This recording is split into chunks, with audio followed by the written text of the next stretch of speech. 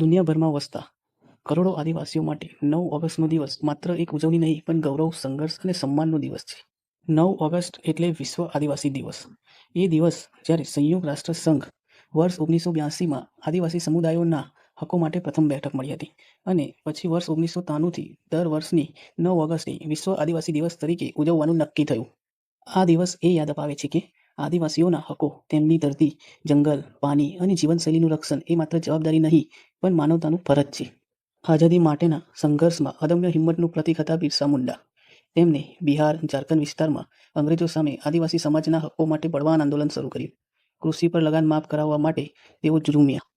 માત્ર બિરસા મુંડા જ નહીં, સોમનાથ મંદિર બચાવવા ભાવનગરના હમીરજી ગોહિલને વેગળા બિલની સહાય મળી.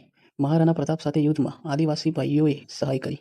અહીં સુધી કે ભગવાન રામના લંકા વિજય સમયે પણ આદિવાસીઓએ સહયોગ આપ્યો હતો.